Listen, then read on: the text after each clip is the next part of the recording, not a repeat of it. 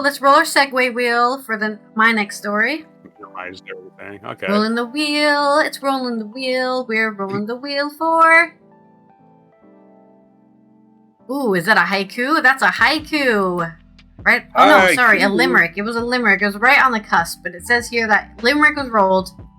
Give me a limerick. They're next to each other? Damn. Don't worry. This is a long story, so I have plenty of time. I'm going to put It says this story is 6 minutes long. I don't know if it's going to be that long, but that's what it says here. 6 minutes? This is coming from a study of deep sea mining on AP News by Alexa St. John. Drilling for minerals deep in the ocean can have immense consequences for the tiny animals at the core of the vast marine web, and ultimately affect fisheries and the food we find on our plates, according to a new study.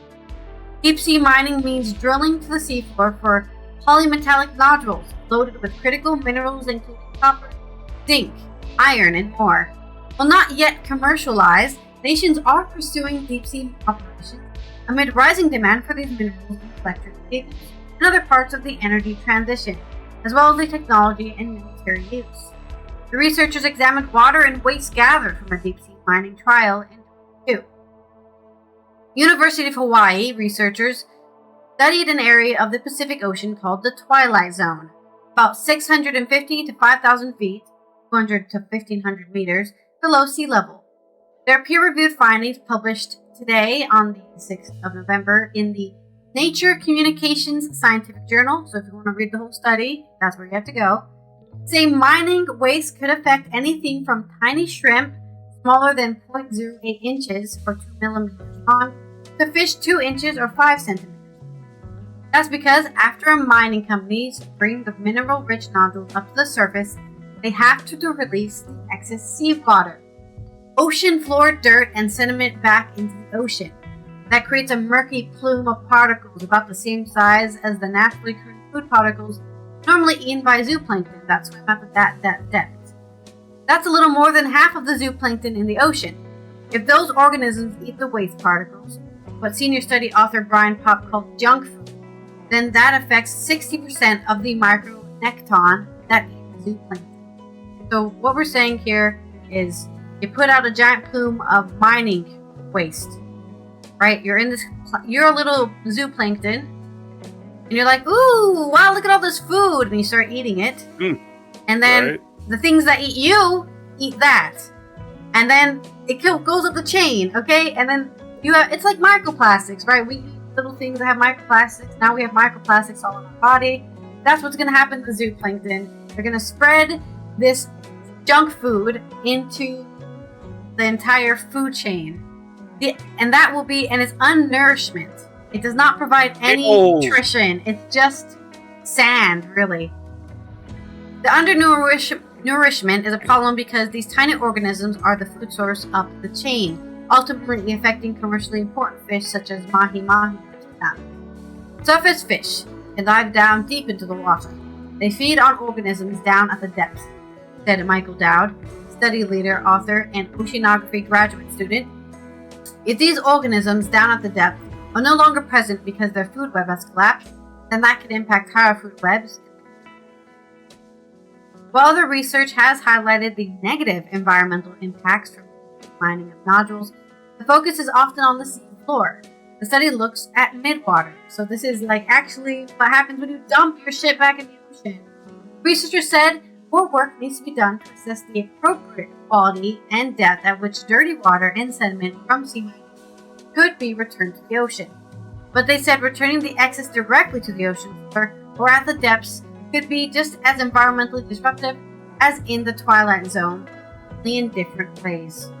Popp said digging up deep sea might not be necessary, and instead noted alternative sources of metals, including recycling batteries and electronics, or sifting through mining waste and tailings.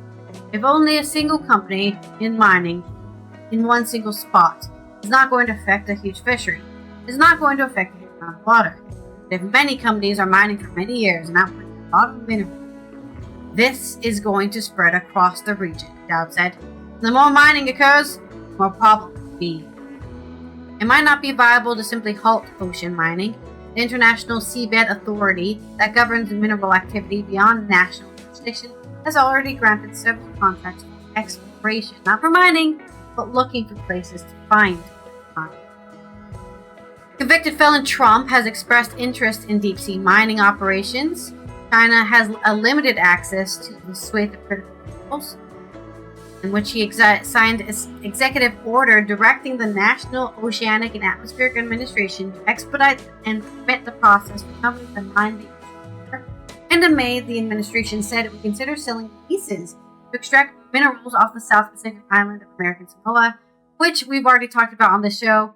The American Samoas are not very happy about. Hey, let's destroy our ocean floor. Woohoo! There goes this tropical paradise. Environmental groups have advocated against deep-sea mining, citing not only the direct harm to wildlife and parts of the sea, but also the disturbance of planet-warming carbon dioxide that's currently sequestered in the ocean. Right, there's a bunch of gas down there, and we wanted to stay down there.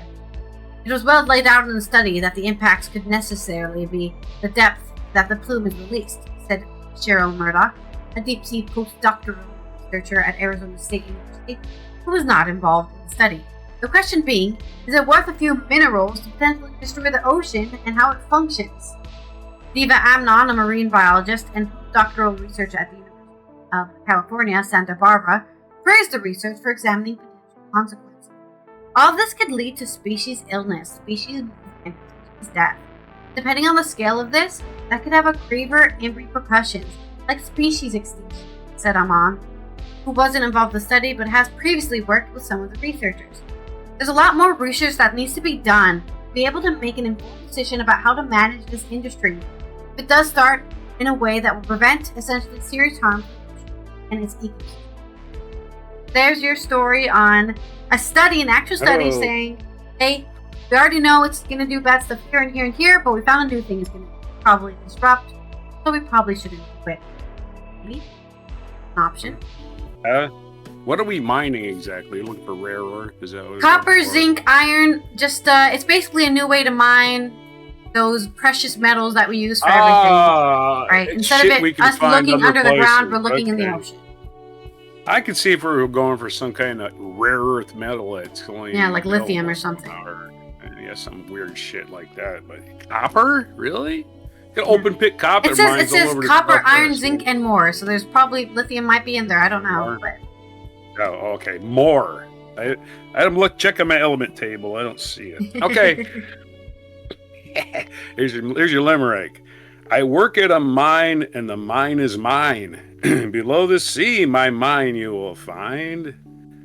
This sounds like Dr. Seuss, doesn't it? Yes, it does. I work at a mine, and the mine is mine. Below my mine you will find... I'm sorry, one more time. I work at a mine, and the mine is mine. Below the sea, my mine you will find. My mine creates waste. Zooplankton have a taste.